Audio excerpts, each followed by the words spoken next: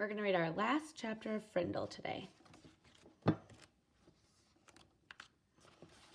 Chapter 15. And the winner is... 10 years later, Nick Allen was a junior in college, and during November of his junior year, 2 important things happened. First, Nick turned 21 years old, and the Frindle Trust Fund set up by Nick's father became legally Nick's. Nick was rich. Nick was very rich. Nick was so rich he couldn't even begin to imagine how rich he really was. Nick wanted to give his parents some of the money, which they said they did not need and they would not accept. But Nick reminded them that they had always wanted to travel, and they should have just thought of it as a big birthday present or something. So they accepted. And Nick also wanted to give some money to his big brother, James, who said he did not need it and would not accept it. But Nick reminded James that his 2-year-old daughter would grow up and go to a college someday. And besides, hadn't James once given Nick his whole baseball card collection? So James accepted the gift. After that, Nick went out and bought himself a fast new computer, and about 10 new games, and a mountain bike. Then he tried to forget about the money, which is a hard thing to do. But he managed pretty well, and kept working on his college degree as hard as ever. The second important thing that fall was the arrival of a package at the door of Nick's apartment one day. A large, heavy package. It was from Mrs. Granger. There were 3 things in the package. 1, a brand new 8th edition Webster's College Dictionary. 2, a short handwritten note taped to the cover of the dictionary. And 3, a fat white envelope. Turning the white envelope over, Nick saw the name. His name. He had written it there on one September afternoon in Mrs. Granger's room after school, 10 years ago. Nick had set the envelope down and gently peeled the note off the front of the dictionary. My dear Nicholas, please turn to page 541 of this book. Nick grabbed the dictionary and leafed to page 541, his heart pounding. And there, between frimmel and fringe, he read, Frindle. Noun, a device used to write or make marks with ink. Arbitrary coinage, originated by Nicholas Allen, American, 1987.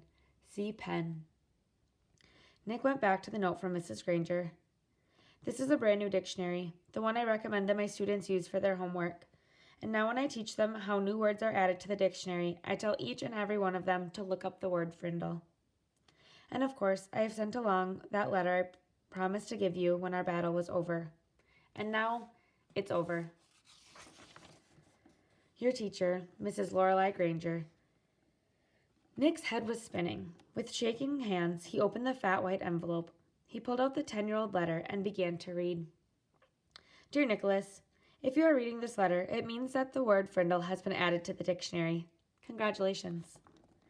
A person can watch the sunrise, but he cannot slow it down or make it stop, or make it go backward. And that is what I was trying to do with your word. At first, I was angry, I admit that. I was not happy to see the word pen pushed aside as if it did not matter. But I guess that if the Latin word for feather had been frindulus instead of pina, then you probably would have invented the word pen instead. Like the sunrise, some things just have to happen, and all you can really do is watch. The word Frindle has existed for less than 3 weeks.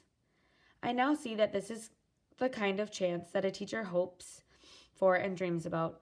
A chance to see bright young students take an idea they have learned in a boring old classroom and put it to a real test in their own world. I confess that I am very excited to see how it all turns out. I'm mostly here to watch it happen. But somehow, I think I have a small part to play in this drama, and I have chosen to be the villain. Every good story needs a bad guy, don't you think?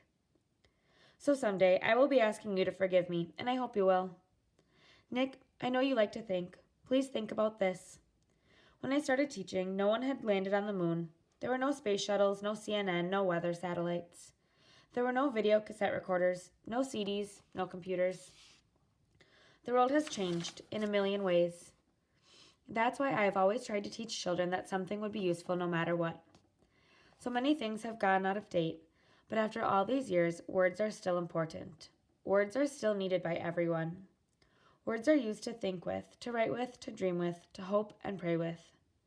That is why I love the dictionary. It endures, it works, and as you now know it also changes and grows.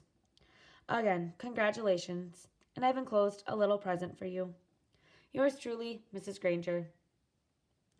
Nick remembered Mrs. Granger's eyes and how he understood what some of those special looks had meant. The old fox. She had been rooting for Frindle the whole time. By fighting against it, she actually helped it along. There was a flat oblong case in the white envelope, the kind of case you get when you buy a watch. Nick pulled it out and opened the lid. Inside was something Nick had not seen for 10 years. It was Mrs. Granger's favorite pen, her old maroon fountain pen with a blue cap, and under the clip was a little folded piece of paper. It was another note, a very short note. Just one word, Frindle. About a month later, something happened over in the old part of Westfield, over where the trees are huge and the houses are small. On Christmas morning, Mrs. Granger's doorbell rang. Mrs. Granger opened the door, but no one was there. Someone had left a package inside her storm door, a box wrapped in green paper with a red bow and a white envelope taped to one end. She smiled as she stooped down to pick it up.